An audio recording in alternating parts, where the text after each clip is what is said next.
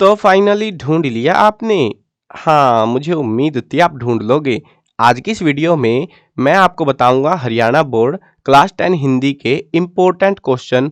सिर्फ टॉप वाले समझते हो, जिनको बस पास होना है या भाई मेरे पेपर में बस यही आ जाने चाहिए, वो वाले क्वेश्चन बताऊंगा सिर्फ ग्रामर से। बाकी जो है ना, मैंने वैसे ग्रामर की डिटेल्ड वीडियो बना रखी है, एक एक क्वेश्चन करा रखा है, एडिशनल क्वेश्चन सारी चीजें करा रखी हैं।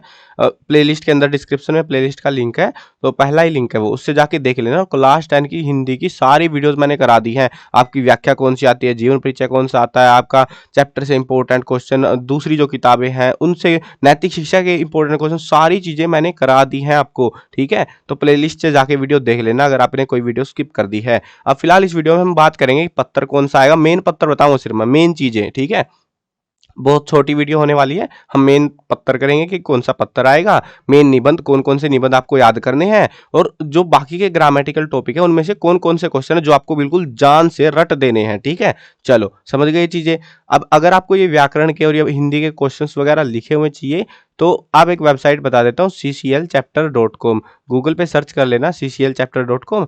उसके इंपॉर्टेंट क्वेश्चन के सेक्शन में जाना और वहां पर आपको ये जो व्याकरण है या फिर बाकी चीजें सारी की सारी लिखी हुई मिल जाएंगी। हरियाणा बोर्ड के प्रीवियस ईयर पेपर भी इसी वेबसाइट पे मिल जाएंगे, सैंपल पेपर भी मिल जाएंगे, क्वेश्चन पेपर डिजाइन भी मिल जाएगा, सारी चीजें वेबसाइट पे जरूर से चेकआउट करना। ठीक है, अब शुरू करते हैं कहानी को। अपनी नोटबुक वगैरह उठा लो या जो भी कर रहे हो तुम, उसमें लिख लो इन पर्सन को। ठीक है ना, अब वैसे पर्सन जितने हैं ना, ये सारे आपके एग्जाम वाले ही हैं। अब इनको मैंने डिटेल में कराया था, व्याकरण वाली एक वीडियो है उसमें देख लेना।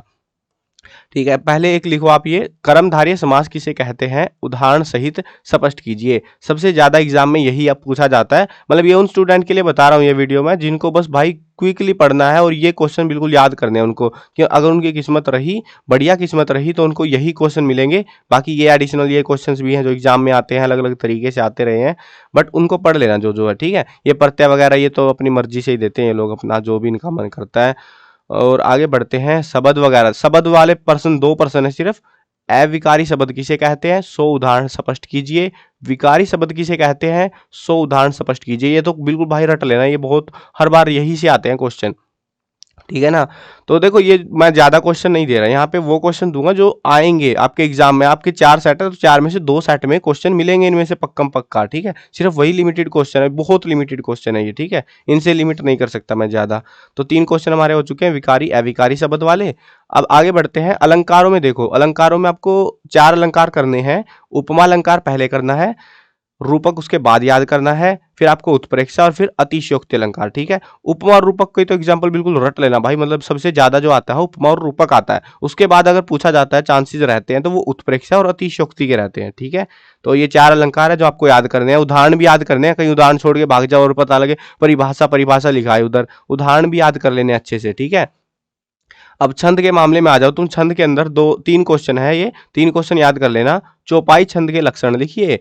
मात्रिक छंद किसे कहते हैं, दोहा छंद के लक्षण लिखिए। देखो ये मात्रिक छंद भी इतना खास कुछ नहीं है, मेन जो है ना अपना चौपाई छंद है और दोहा छंद है, इनके लक्षण हमसे पूछे जाते हैं। और लगभग आज तक का रिकॉर्ड है, आज तक ये मतलब 80% जो आपके एग्जाम हुए ना 10th क्लास के, उनमें आया ही आया है। ये दोनों क्वेश्चन में से एक क्वेश्चन आया ही आया है।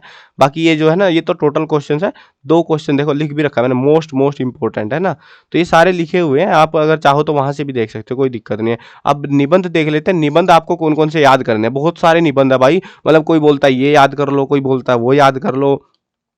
तो देखो आपको एक तो याद पढ़ लेना है विज्ञान वरदान या अभिशाप वाला। ठीक है, तो तुमने पढ़ लिया होगा, मेरे को पता है, तुम बड़े सियाने हो पहले से ही। दूसरा है विद्यार्थी और अनुशासन वाला। ठीक है, अब देखो विद्यार्थी और अनुशासन में अगर अनुशासन का महत्व पूछ लिया ना, तो इसमें और इसमें ये सेम ही चीजें टेप देनी है। ऐसे थोड़ा सा टॉपिक कई बार बदल देते हैं वो लोग, बट आपका जो आंसर रहेगा, जो आपने पढ़े होंगे ना निबंध, उनमें से आप वो लिख पाओगे निबंध दूसरे वाला भी। ठीक है, तो इस हिसाब से टाइटल सही है। और प्रदूषण की समस्या ये पढ़ लेना, इसमें सारे प्रदूषण होंगे, फिर वो मतलब ये सारे टॉपिक आप कर लोगे। वायु प्रदूषण, प्रदूषण की समस्या, पर्यावरण संरक्षण वगैरह सारी बकवास मारनी है उसमें भी। अब भारतीय किसान, इसके थोड़े कम ही चांसेस है। परिश्रम का महत्व, इसके भी ठीक ठाक चांसेस है। ये वाला भाई मतलब तुम है ना, सबसे पहले इसको रटने बैठना, मेरा प्रिय कवि। ठीक है, या लेखक याद मत करना, कवि याद करना। ठीक है, कहीं तुम लेखक याद कर लो, लेखक और कवि में थोड़ा सा अंतर होता है, बट कवि का याद करोगे अच्छा रहेगा। मेरा प्रिय कवि, उसके बारे में याद कर लो भाई। सबसे ज्यादा जो एग्जाम में आया ना, वो यही जीवन, ये यही वाला निबंध है। ठीक है, बहुत अच्छे से पढ़ना आपको।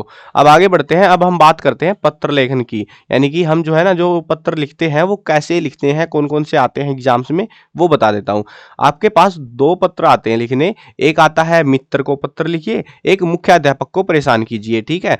तो आपको जो है इन दोनों में से पहले तो सबसे पहले काम क्या करना है, जो ऊपर लिखते हैं ना हम लोग सेवा में फलाना ढिमक्का, उसके बाद में हम बीच में एक पहरा सा बनाते हैं ना, तो देखो मैं सारी चीज़ें बता रहा हूँ आपको, आप समझोगे तो समझ आएँगी सारी चीज़ें।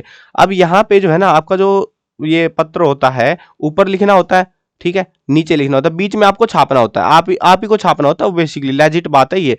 बहुत सारे स्टूडेंट इसमें गलती कर देते हैं, इसमें गलती कर देते हैं। भाई 1 नंबर का नीचे वाला होता है, 2 नंबर का ये वाला होता है। तो भाई 3 नंबर तो ऐसे ही बन रहे हैं तुम्हारे, अगर तुमने ये भी टेढ़ा-मेढ़ा लिख दिया ना तब भी तुम्हारा कम से कम पत्र गलत नहीं होगा। सिर्फ 2 पत्रों की फॉर्मेशन याद कर लेना, मित्र को पत्र कैसे लिखते हैं और एक है मुख्याध्यापक को पत्र। सिर्फ 2 इनमें से गारंटीड आते हैं, यही आते हैं, ऑप्शन में आते हैं ये भी, बल्कि ऐसा नहीं है कि एक या मित्र का आता है और एक आपको मुख्याध्यापक का दिया जाता है, ठीक है? उनमें से कोई सा एक करना रहता है, ऐसा रहता है आपका सिस्टम। तो आपको जो है दोनों कर लेने हैं, हो सकता है अगर मूड बदल भी गया एग्जामिनर का तब भी आपके एग्जाम में इन दोनों में से एक आएगा ही आएगा, ठीक है, इन्फॉर्मेशंस में से। अब देखो मेन मेन पत्र भी देख लो, अगर तुम कोई पढ़ने हो याद करने हो तो कैसे कैसे आए हैं एग्जाम्स में, जो ज्यादा आते हैं, ठीक है। विद्यालय में स्वच्छ जल की व्यवस्था हेतु मुख्याध्यापक को पत्र लिखिए। व्यायाम का महत्व, ये सबसे मोस्ट इंपोर्टेंट आपका, व्यायाम का महत्व बताते हुए अपने मित्र को परेशान कीजिए। मतलब भाई मित्र को जाके फोन कर लेंगे हम, यार पत्र क्यों लिखेंगे। परोपकार का महत्व बताते हुए अपने मित्र को पत्र लिखिए। विद्यालय के पुस्तकालय में पुस्तकों की कमी दूर करने के बारे में मुख्याध्यापक को एक प्रार्थना पत्र लिखिए। कुसंगति से बचाव का सुझाव देते हुए अपने छोटे भाई को एक पत्र लिखिए। देखो ये कभी कभी आ जाता है छोटे भाई वाला, देखो मैं इसीलिए बोल रहा हूँ मित्र वाला, क्योंकि ये जो है ना कभी कभी आती हैं ये चीजें कि भाई को पत्र लिखो या अखबार वाले को पत्र लिखो, लेकिन उसके ऑप्शन में आपको मुख्याध्यापक या मित्र वाला मिलेगा ही मिलेगा, ठीक है ना। तो इसीलिए मैं कह रहा हूँ कि वो 2 कर लेना, उनकी फॉर्मेशन काफी है आपके लिए, और चाहो तो इनको पढ़ना चाहो तो पढ़ भी सकते हो एडिशनली, कोई दिक्कत की बात नहीं है। कक्षा कक्ष में समुचित प्रकाश व्यवस्था हेतु मुख्याध्यापक को एक प्रार्थना पत्र लिखिए, यानी लाइटें वाइटें लगवाने के मामले में। आगे बढ़ते हैं, खेलों के क्षेत्र में और अधिक सुविधाएं प्रदान करने हेतु मुख्याध्यापक को पत्र लिखिए। विद्यालय में इंटरनेट लगवाना है भाई, उसके लिए पत्र लिख दो, ठीक है। तो ये थे हमारे कुछ, और कुछ जो है एडिशनल भी है, ये कुछ एडिशनल क्वेश्चन है जो आप कर लेना। एक क्वेश्चन दे रहा हूं मैं आपको इसमें से, तो शब्द और पद में अंतर स्पष्ट कीजिए, ठीक है। तो ये बाकी तो ये बहुत सारे क्वेश्चन है, तो ये मैंने कुछ बहुत लिमिटेड क्वेश्चन दिया है जिनको मतलब क्विकली पढ़ना है, और भाई मतलब बिल्कुल तैयारी नहीं है ग्रामर की। तो जो टॉपिक्स मैंने इस वीडियो में बताए हैं, ये टॉपिक्स मत देखना कि भाई मैंने वीडियो में क्या क्या स्क्रीन में सरका रहा हूं, ये सारा कुछ मैंने आपको करा रखा है।